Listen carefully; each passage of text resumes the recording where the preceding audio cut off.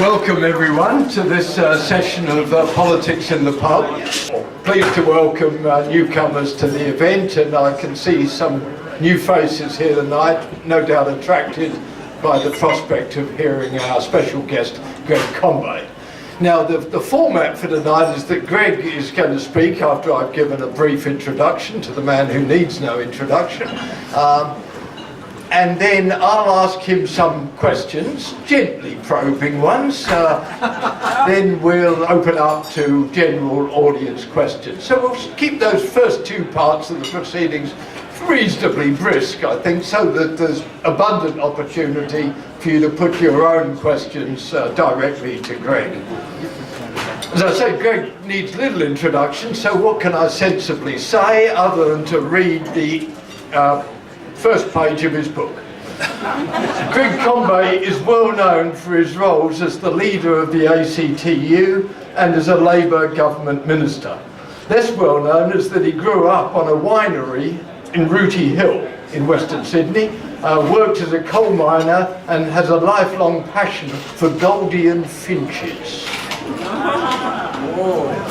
Combet is a proven leader and crisis manager, a veteran of some of Australia's largest industrial disputes, a fighter for social justice. Following 2 terms in Parliament, during which he had carriage of climate change policy, Combet is now pursuing a career in superannuation industry and the private sector. He was awarded a member of the Order of Australia in 2006 for his role in securing compensation for James Hardie asbestos victims. And of course we all remember Bernie Banton. Yay! Greg lives in Sydney with his partner Juanita Phillips. I should move quickly on without expressing the phrase lucky sod. And is currently designing his latest aviary. But he's also, of course, on the public speaking circuit, although he confesses in the book to being by nature shy, a person of such significance in Australian public life could hardly not be a welcome speaker at Politics in the Pub.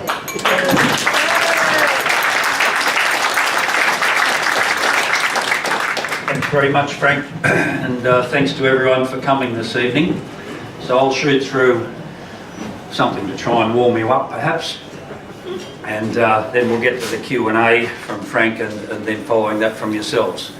So, yes, as Frank has so generously mentioned in introduction, I've recently done a book after 30 years of pretty active time in the labour movement.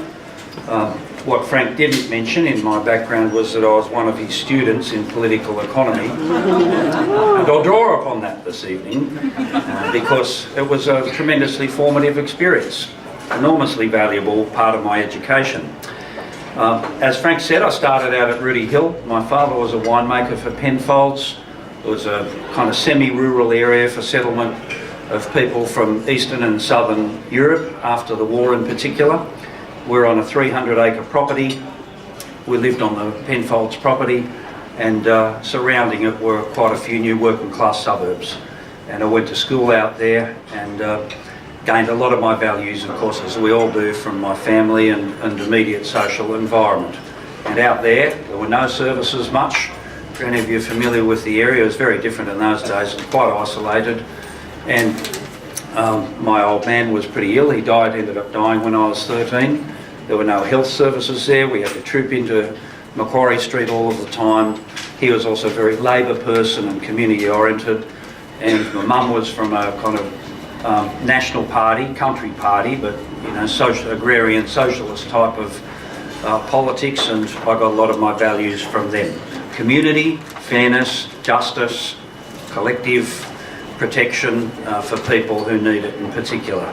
I went on to do mining engineering, and as part of that I worked out at Lithgow in the coal mines as a labourer, and I joined the Miners' Federation when I was 19 and spent some time out there working in the coal industry, labourism, left political activism. The Communist Party had been very active in the Coal Miners' Federation, and it was so in the Western Districts. working underground with other colleagues. Of course, I learned a lot about industrial trade unionism. There were some tremendous, progressive activists out there at the time that I was working, and I learnt a great deal in that environment too. I decided not to be a mining engineer. I came to Sydney, worked out at Lidcombe at an occupational health and safety centre called the Workers' Health Centre, some of you may know, and got very active in the trade union movement, and particularly the left of the trade union movement in Sydney in the 1980s. I ended up working at the Waterside Workers' Federation, one of 5 national officials of the union. Taz Bull, a tremendous activist, was the national secretary. Needless to say, that was a very hard, tough industry, obviously very male, blue collar, but enormously politically alert and active membership. Been a communist run union for many, many years, until Charlie Fitzgibbon won the national secretary position in the 60s. But many communist and former communist activists amongst the union, including Taz Bull, who was in the Labor Party by the time I got there. But the point I'm trying to make is, this was the pretty hard left of the industrial movement that I was spending a lot of time in as a young man in the labour movement. I went from there down to the ACTU in 1993. Bill Kelty, the secretary at that time, who you'll recall, asked me to come down, and that gave me a position to be able to work in a much broader labour movement and to do things that I wanted to do to advance the cause of the labour movement and the values of fairness and justice on a much broader basis. And that's what took me into things like the waterfront dispute in 1998. Of course, that was my background and my union, so naturally I took the leadership of that at the ACTU when that dispute broke out in late 1997 and early 1998. And all along this way, of course, I was learning some pretty valuable lessons, and they were profoundly reinforced by the waterfront dispute. And that is that it is powerful interests and powerful institutions in our economy and our society that fundamentally determine its shape. And they come into conflict, most often in an industrial sphere, but it's often expressed at a political level as well. And I learnt along all this way that if you're going to stand up for what you believe in, to try and protect people from being dealt with in a very harsh manner, for being disrespected, for losing their occupation and their livelihood, with harm to their family, if you're going to deal with all of that, you've got to stand and fight, and you have to stand and fight against extremely powerful interests in our society. And the waterfront was particularly of that nature. Lots of things I did learn at university about the value of neoclassical economic theory and whatnot, and being able to understand the efficient allocation of resources, blah, blah, blah. Of course, it's valuable at a theoretical level. It's even valuable when you're in government and formulating economic policy, as I had the privilege to do. And you can think about things, in some kind of humidity crib environment and understand how the levers might work. But they don't actually operate that way once you get into the real economy. And when you live in the industrial world, as I did, it's powerful forces and the dimensions of the legal framework that you work in that fundamentally determine things, including determining the distribution of income, how people are treated, fairness in our society. And this is where the labour movement is so important. It's a powerful institution and can be a very powerful one in our society, based in values, in looking after people and standing for fairness and justice. And when people join together in that cause and fight, you can achieve great things. And in that waterfront dispute, we pushed back the Howard government, all of the forces of the law and the legislature that had been brought against us, the police, security agencies that were spying on us, goons and thugs that were against us, powerful corporations that were against us. It was a very hard fight, but the organisation of a massive number of people around the country prevailed. And I had the privilege to be involved in lots of other things too while I was at the ACTU. The collapse of Ansett, many of you will remember, $780 odd million of people's entitlements lost in an insolvency. The banks lined up to get all their money, and we quickly organised, ran a campaign, used the law to get the employee creditors in front of the banks as quickly as we could in the court. For the first time gained an order authorising myself and other union officials as the legitimate representatives under the Corporations Act of the employees, and we ran the insolvency to get them their money back. Those employees get their money back. It took 10 years, but I was sitting in my office as a minister in government, and the press release came through one day in 2011, and people got 98 cents on the dollar back after a 10-year insolvency process, and I was proud of that. And that's again things that you can do. Very powerful interest, though, you know, that you've got to fight to get there. 2004, Frank mentioned the James Hardie battle that we had, and that was an infuriating thing. As you well know, a company here, been here for many decades, generations, selling a product that knew killed people, sponsoring the Parramatta Eels, you know, pumping out their propaganda, resisting liability, suppressing information about the health effects of asbestos. Very powerful, moving its operations to the US, gradually taking its resources overseas so that the assets are put out of reach of current and future claimants for compensation for asbestos and asbestosis and mesothelioma. And by the time we were able to bring that to a head, we really didn't have much going for us, not much power behind our cause. Under the power of values and emotion, you know, to bring the Australian directors to the negotiating table to negotiate. And that's essentially what it was at the end of the day. That was a battle that demonstrated to me that even against, you know, the corporate veil that you're battling against, the transferal of assets to other jurisdictions internationally, the protections that company had constructed by incorporating itself in Holland in order to put it beyond the reach of claimants. Even with all those difficulties, by motivating people in the community about a set of values, about fairness and just treatment for people, even then you can overcome great forces and institutions of power and achieve justice. And we did.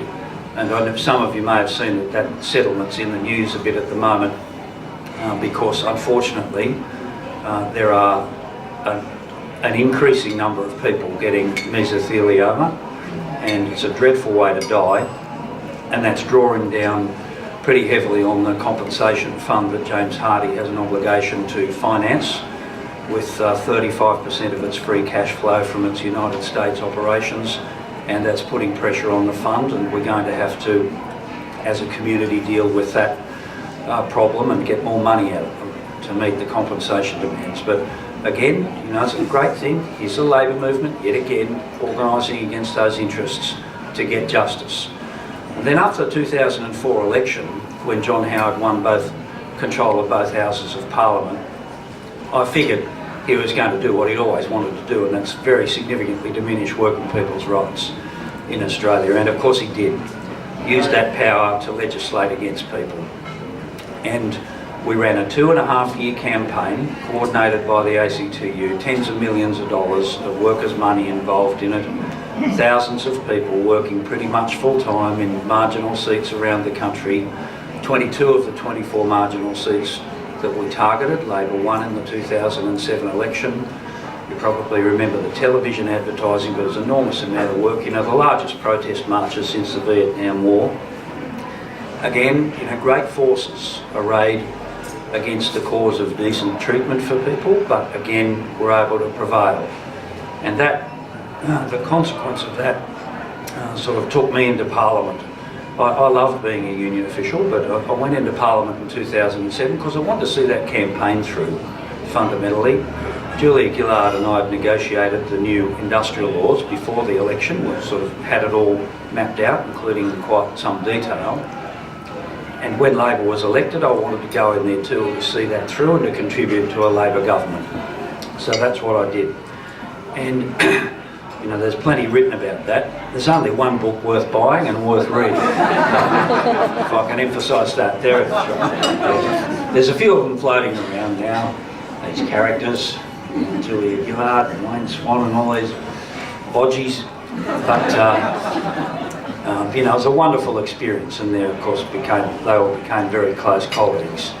You're welcome to ask me about Rudd and all the rest of it and that period of time. I'm happy to answer your questions about it, but I did want to talk about one thing from my time in Parliament. That's a policy issue, not the internal crap of the Labor Party. And the policy issue that I had my hands mostly on, of course, was climate change and carbon pricing, or what unfortunately became known as the carbon tax. And this is a fascinating, complex, unbelievably diabolical public policy challenge, internationally as well as here. It's so complex just as a policy, let alone the politics of it. But of course the policy is founded in the climate science, which is decisively telling us that increasing greenhouse gas emissions are causing climate change, recognised in empirical data, the nature of which, for example, temperature measurements, ocean temperature measurements, oceanic acidity, the increasing frequency and dramatic nature of extreme weather events, and a whole host of other things. And I can speak a bit more about that if you are interested in it.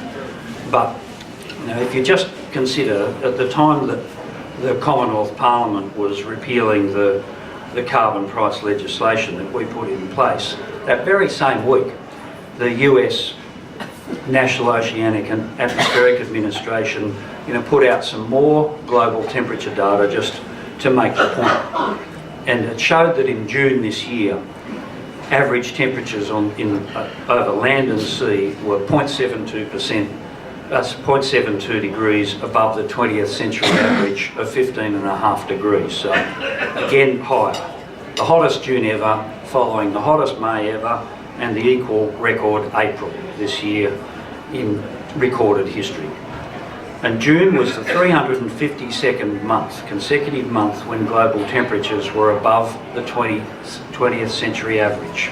The last below average month was way back in February 1985. And that's just one piece of data that you can go and delve into. There's much, much more. And it is the fact that the overwhelming consensus is that we've got climate change upon us and that it is human-induced in large part. Nothing else can explain the sorts of things that are being experienced. Now, if you get that advice when you're a government and you're populated by reasonably decent, intelligent people, you have a responsibility on all of the community's behalf to act upon it, not to pretend it doesn't exist, not to denigrate it, not to shove it out of the way. You've got a responsibility to act on it, and act on it with a credible piece of policy, and to engage with the rest of the international community to try and tackle such a diabolical problem. We owe it to future generations. You've got no right, as far as I'm concerned, and nor do I, to use the resources now and leave people later with the consequences of it. You know, we've got a great standard of living by and large in Australia. Of course, many people do it pretty hard, but we've got a responsibility to look at this and think about the equity of what we're doing with respect to future generations, and to take appropriate policy action. And that's what motivated the government, the Rudd government and the Gillard government, and me as the minister and my predecessor in that role, Penny Wong. And essentially what we did is to say to the largest emitters of greenhouse gases, about 350 companies, you're going to have to buy a permit for every tonne of greenhouse gas you put in the atmosphere. And it's a nice little bit of neoclassical economics, actually. You know, that price signal is a signal that provides a very powerful incentive for those emitters of greenhouse gas to reduce their emissions, to innovate with cleaner technologies, to stop polluting altogether and find alternative sources of producing their goods and services, but to take action in response to a price signal, and after 2 years of it being in operation, that's exactly what happened. It wasn't the end of the world, as had been forecast by Tony Abbott and many other business and vested interests, powerful institutions in the society, including fossil fuel companies who want to stop carbon pricing and action on climate change because they perceive it to be adverse to their business. It actually, with the 2 years that it was in effect, worked well, and particularly in the electricity generating sector, where what's called the emissions intensity of our electricity supply was coming down as a result of carbon pricing. The data's there, you can't effectively dispute it. Less pollution was being produced per megawatt hour of electricity with carbon pricing. But the ferocity of the opposition to it shocked even me after my experience. Amongst that 350 odd large greenhouse gas emitters were the most powerful corporations in Australia and internationally. Obviously coal, oil, gas producers and distributors were well represented, but so too many other companies involved in clinker production and cement manufacturing, for example, alumina refining and aluminium smelting, steel making, chemicals, plastics, foundries, just a whole host of industrial processes and facilities around the country, many of which were owned by large national and international corporations. And they didn't like it. And nor, of course, did our political opponents. You might recall, though, that John Howard took a policy to introduce pretty much the same thing that we did to the 2007 election. It was also Malcolm Turnbull's policy position and reached agreement with us from his position in opposition at the time. It cost him his job. But it's pretty straightforward, economic policy that you would expect the Liberal Party to pursue in the face of empirical data, the science. And that's what we did. However, of course, it was also an opportune moment for Tony Abbott to seize the leadership of the Conservatives and campaign against it and to terrify everyone in the community to do so. As well as that, of course, we made many political mistakes. We had lots of opponents politically, and amongst them I'd count News Corporation. I think I see someone from News perhaps here this evening from the Telegraph. They might have written a few stories about it, but it was an absolutely outrageous partisan political position that was posted in parts of the media, but particularly News Corporation tabloids, joining with vested interests, joining with Tony Abbott to defeat this reform and in the process defeat a Labor government. Well, that's a vibrant democracy, I suppose you could say, but what you need to understand is the power of the institutional power that is involved in it, that can defeat something that respects intergenerational equity, that is just, that's based in science and empirical evidence, that is based in economically efficient mechanisms to deal with it, sort of traditional neoclassical economic principles that underpin the policy approach that we put in place. That was linked to the efforts of other countries. I negotiated a treaty with the European Union, for example, that would link the emissions trading scheme that we legislated with all the countries in the European Union ETS. 30 countries, including Australia, from the 1st of July next year, would have had the same carbon price in their economy, would have joined with them. Well, I spent a lot of time in China working with the Chinese authorities on the development of carbon pricing and emissions trading scheme in their economy. They've been piling it the last couple of years. A lot of what they've done is based upon the legislative arrangements that we put in place. Next year they will be implementing an ETS across the Chinese economy that they say will be bigger than Europe's, and we were set to link with that too, which is the economy of our #1 trading partner. So too with South Korea. So too with the state of California, one of the largest economies in the world. So too with a number of provinces in Canada. And this was building and will continue to build. And now Australia looks like a galoot in the international community, the first country to repeal a carbon price arrangement And what was it all for again? And I acknowledge readily, of course, that you know, the divisions within the Labor Party, in particular between Kevin Rudd and Julia Gillard, of course, were extremely destructive of our political position. I acknowledge that we made mistakes, in particular not fighting hard enough to not have this characterised as a carbon tax. That was a destructive political mistake that we made, and I bear my share of the responsibility in that. We made mistakes, but there are also very powerful institutional forces arrayed against it. And I think the lesson for you is don't be conned by these things again. You know, I say this at every forum I go to. This is an inescapable policy reform that this country has to make, and it's the right thing to do. And don't be conned by the powerful institutions in our society that ridicule it and say that it must never be done, and it's going to destroy our competitiveness and all the rest. It did not, and it will not. But it's a just thing. You know, it's the moral thing for us to do. Which brings me, I suppose, to the position just to reinforce that when I was doing political economy, I learned a lot about the principles of economics, as I said, but I also learned a lot about how the world really works and the power of institutions within it that are the fundamental determinants of what happens, you know, at an economic level and a superstructural level in politics. And all of my experience represented in my book, I think if I was to say anything, that's the greatest lesson that there is. And you have to respond to it, and you have to respond to it with organisation and power. You've got to organise, and the labour movement is a great cause in this respect. Many thousands of people have contributed to it in different ways over many generations in this country to make Australia a better place. And it's no good being dispirited and think it's too hard and Tony Abbott's terrible and the budget's awful and Joe Hockey's a galoot and all the rest of it. All that might be true. However, you know, you cannot be disillusioned or dispirited. You've got to stay true to your values, and you've got to stand up and fight. Because it's only by fighting that you'll get what's right. And so I hope that by doing the book that I've done, it contributes a little bit to recognising the necessity for that. So thanks very much for your attention.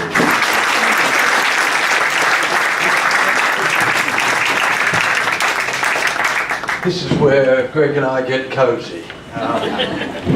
Not too cosy though, because my opening question to you, Greg, is what about that overdue essay in your political economy course? Are you still seeking a further extension of time? That was your poor administration, Frank. I got a high distinction. More seriously about political economy, you finished your remarks there by talking about the lessons about power, how power is exercised in the real world. Now, I found that extraordinarily interesting because on the climate change policy, as you say, the policy you principally drove climate change policy through was a pricing policy. And neoclassical trained economists should love it, neoliberals should love it. This is an extension of the market mechanism into a new arena of environmental control. Why do you think this was so unacceptable, even to interest groups that could well have accommodated with and even profited? Because I've heard it said within the emissions trading system, you're opening up new opportunities for profits, including speculative profits by people engaged in future trading markets around the price fluctuations on those emissions trading permits. Why was this so abhorrent? Well, for the banks were quite supportive of carbon pricing for that very reason you've highlighted, Frank. I mean, they could see opportunities, market opportunities for them in trading in carbon permits, and but what they didn't do is stand up and defend it and say that it is the right reform. A lot of the opposition came from the fossil fuel sector, and particularly coal mining interests, and they were just brutal in their approach, and as were the resources sector interests brutal in their approach to the minerals resource rent tax when we posited that. I remember that Wayne Swan and I had meetings with the coal industry chief executives on a number of occasions, and they came in full of fire and bellicose and endeavouring to push the government around. They just didn't like it. And they didn't like it because they thought it would cost them money. Subsequently, I met one of the representatives of Xstrata, and they were particularly arrogant in the way that they approached the carbon pricing issue and bullying. But subsequently, about a year into the scheme, they'd worked out they could make money out of it, which I've been explaining for quite some time, by capturing methane gas emissions from their mining operations and burning that. That reduces the greenhouse gas toxicity of methane in the process converting it to carbon dioxide by 27 times. And when burning it, of course, generating electricity from it, and they were selling that into the grid, supplying their own mining operations and making money out of it. And they're continuing to do that now that it's repealed, because it still makes economic sense. So it's in part just arrogance, ignorance, and I suppose in the international mining community there's a view that this is something that needs to be resisted wherever it rears its ugly head. But of course in the process also I discovered that the major mining companies have been factoring what's called a shadow carbon price into their investment decisions, so that as a part of their sensitivity analysis, for quite a number of years, because they know that it's inevitable. But if they can defeat it, they will. And that was their motivation. Many other companies had a similar sort of view. Others were highly supportive of it, but in the febrile political environment that existed, they wouldn't come out and say so. Interestingly enough, I noticed the other day in the Fin Review that BHP Billiton, in light of the fact that the G20 nations are taking a lot more assertive position towards climate change at the moment, and China's moving forward, and the United States is reducing its greenhouse gas emissions by converting from coal to gas. BHP Billiton is now announcing to their shareholders that they're very well prepared for this development, and quite happy for it to be brought on. They can see a competitive advantage in it. I just think it's politics, ignorance, arrogance, anti-labourism, anti-environment, anti-science rears its head in it all, but it must be overcome. Given that you were going to be confronted by all those things anyway, is there some sense, with the benefit of hindsight, that perhaps a more radical and comprehensive policy could have been implemented? I'm thinking of a more comprehensive policy of actually planning for a transition, rather than relying on market forces, to actually have an industry policy that plans for a transition to a more sustainable economy, that plans for the phasing out of the coal industry. Given that you're going to get this opposition anyway, is there some sense in which one should have gone for a more vigorous strategy? Well, what's less well known about it was pretty vigorous as it was, but what's less well known about it is that with the revenue from carbon pricing, we did a number of things. One was, because we're labour, as a way of offsetting the cost of living impact of introducing carbon pricing, I did a tax reform, and we trebled the tax-free threshold because we wanted to improve the living standards for low income. Took 1 million people out of the tax net and gave them a substantial increase. And we did similar things, increasing social security benefits. But we also set up a clean energy finance corporation with the objective of investing $10 billion in that to meet what we believed were market failures in the financing of clean energy technologies. And that's still in existence. They haven't been able to repeal the legislation for it, and it's enormously successful, and it's making the government money with its investments.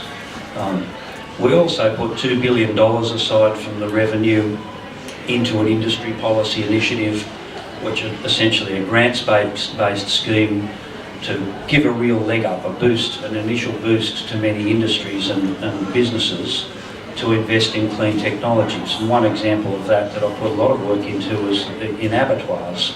They produce a phenomenal amount of methane gas from the decomposition of the blood and guts. You'll be pleased to know it just gets all dumped into a huge pond, and the methane, as it decomposes, massive amounts of methane come off. Simply by covering the methane pond, capturing it, putting a power generator on site, they're able to generate all their own electricity and invest and sell the rest of the electricity into the grid.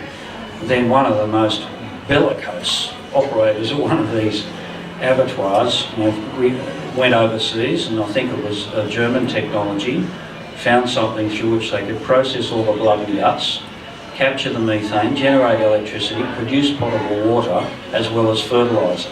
So it had 3 products from it.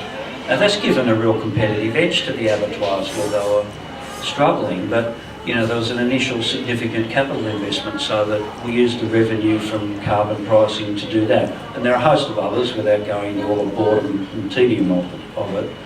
There are a lot of industry initiatives that we built around it. On top of that, of course, there's a renewable energy target that the government's trying to destroy, which is a pretty specific and direct industry measure to try and boost investment in renewable energy, which has been working well.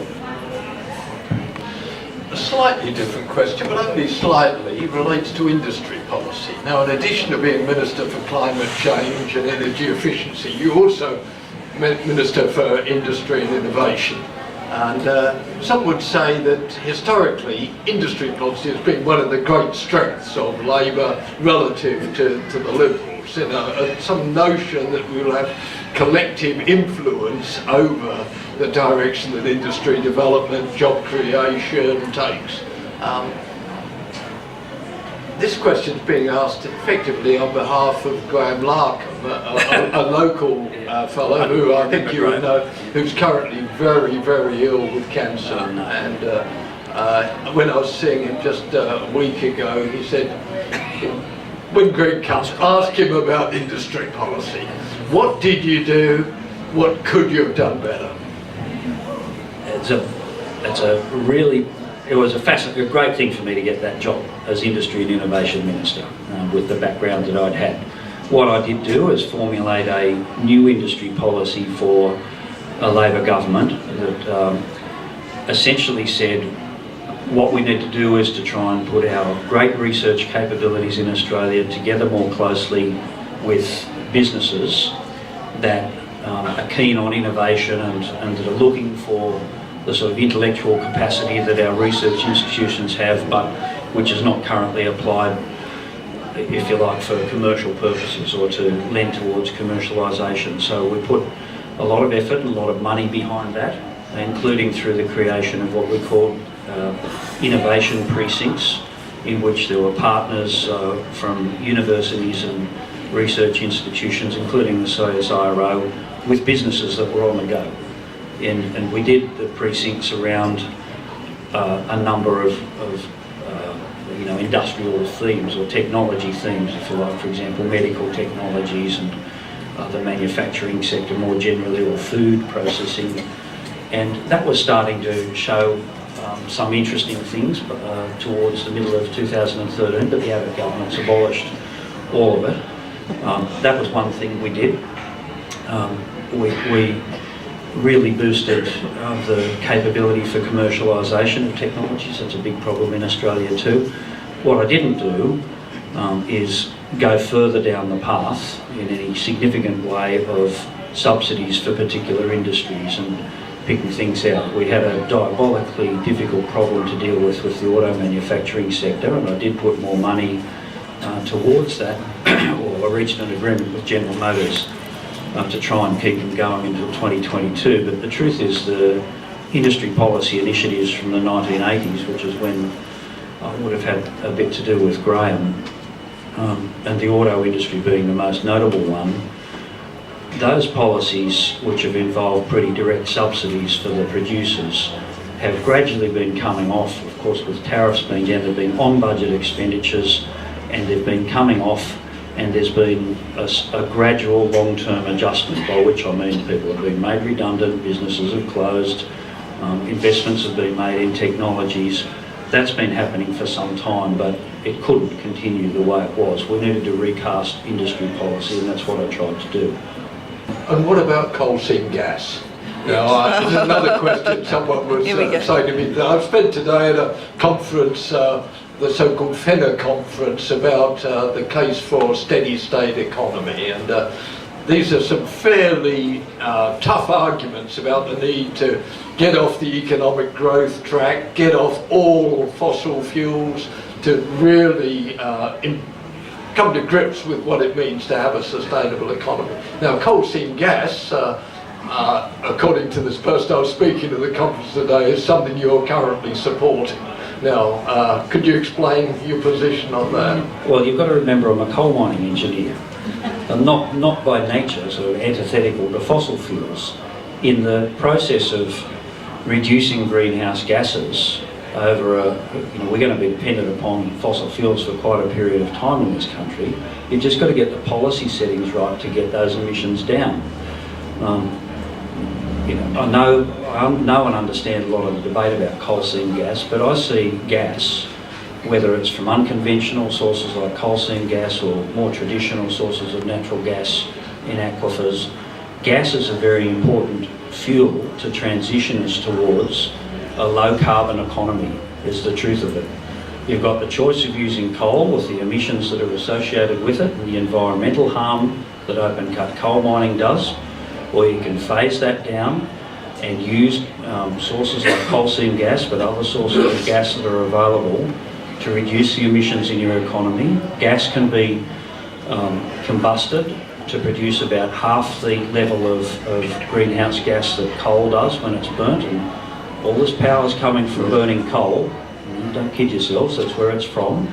If we can get more power stations converted to gas as a transition to as much renewable energy as we can in our economy, and to technologies that will capture greenhouse gases as well, if we can do that, we can dramatically reduce our greenhouse gas emissions in Australia, and that's what I want to see happen.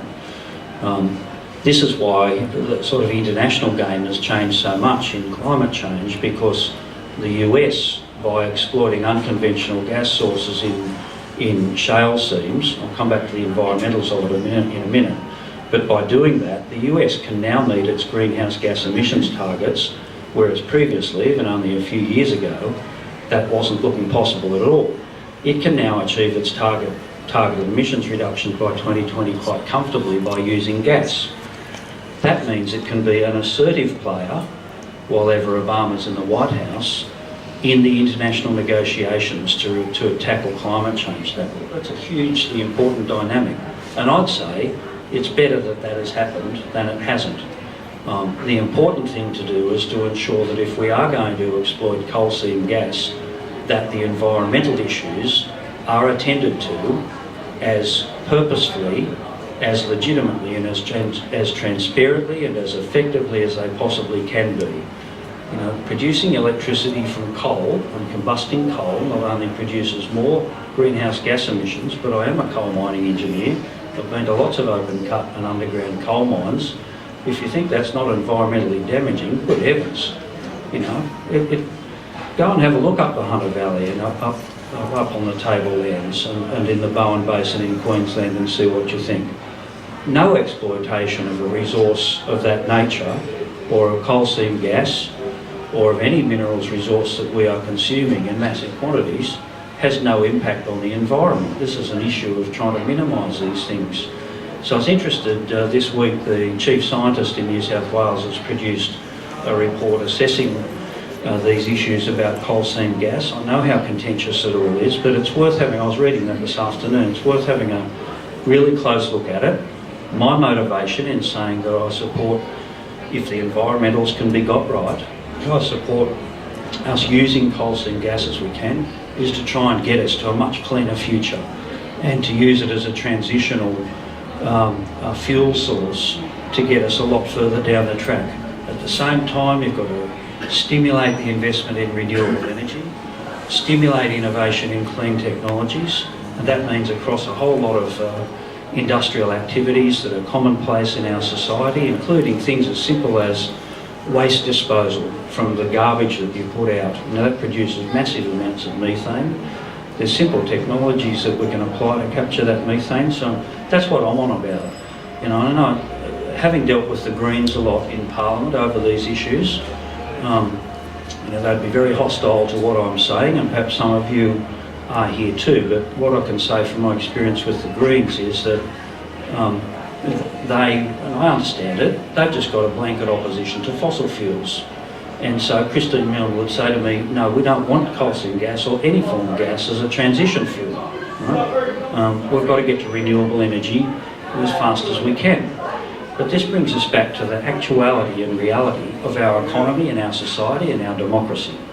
You know, there are very powerful institutional forces within it. And we are not going to, in my experience, stop coal mining and stop coal-fired power generation tomorrow, or in a week, or in a year, or in 10 years, unless we take, or even longer, unless we take steps to start to find alternatives that are less environmentally harmful, and we support technologies that will eventually get us away from it altogether. And that takes time and careful work. And just have a look at what's going on in this country right now. We're a long way from that. These people in Canberra, you know, at the moment, want to destroy the renewable energy target, which is the most basic sort of market allocation in the electricity market, to try and stimulate renewable energy investment. You know, there's a lot, like, you've got to play it hard and to get there, and you can't be naive about it. This is hard politics and hard economics and brutal industrial force, you know, that is involved in bringing these changes about. So that's why, you know, I've got the position that I do. Greg, you could have been Prime Minister. Indeed, you confirm in the book that Julia Gillard put that suggestion to you of handing over the reins of power. What I didn't know, and I suspect what many people didn't know, is that this had been a possibility that you've been considering for about a year beforehand. This suggests a major turning point in your life personally, and you've walked away from that and from federal politics. I think you've left Labor in a pretty poor state. We might talk about that some more in the general discussion period. But the obvious final question that I want to put to you is, where to now for A, Greg Combet, and B, the Labor movement? Well, look, people are generally interested in why I did not take up that generous offer at the time, and there are a couple of reasons for that. I had been thinking, I knew it was coming for quite a period of time. Quite a few of my colleagues had been pressing me or encouraging me in that regard. People wanted to get beyond the Rudd-Gillard schism. I was never convinced that that would be a successful political strategy, and particularly Kevin Rudd. There was a lot of momentum behind his coming back to the Prime Ministership, and then we had the Daily Telegraph and many others campaigning for him. So there's a lot of momentum for it, and it would have been a very difficult thing politically. I think the community would have been quite surprised at some other joker with in glasses coming forward that they'd never heard of. But aside from that, I'd been active in the Labor movement for 30 years full time. I had, while in Parliament, I developed a couple of health problems that were quite debilitating to deal with that kind of lifestyle, and I just needed to manage my life a bit better. So I've been thinking for some time about getting out. I told Julia Gillard that I wanted to get out. I told her that at Christmas over 2012, 2013, and so I was pretty much gone in my own mind by the time that she put that proposition to me. No one is. If you learn anything from the Rudd-Gillard thing, no individual is greater than a political party or a movement or anything. And that's what gave me the shits about the whole thing. People's personal ambitions or their motivations for revenge and redemption, and Jesus, that's not more important than the Labor Party and the people that we represent. I'm not any more important than that, and no one else is. And so, people come and go in political movements and parties, and there's great talent in the Labor Party in Canberra. Bill Shorten's a very talented guy, and I truthfully believe so. I've known him for many, many years. It's a huge job to take on. It's the worst job in politics, and I hope we get to see more of him and appreciate that he would be a better Prime Minister than Tony Abbott. I hope we get that. I'd rather see him as Prime Minister than Tony Abbott, I tell you. But there's lots of other very talented people there. You know, many of you would know Tanya Plibersek. Very well. What a bloody fantastic woman and a wonderful person. And, you know, she's a great person to have there. So I think there's plenty of talent to take over. Thank you very much, Greg. Look, we're going to take a short break now. Just an opportunity to buy Greg's book, get it signed, get yourself a drink.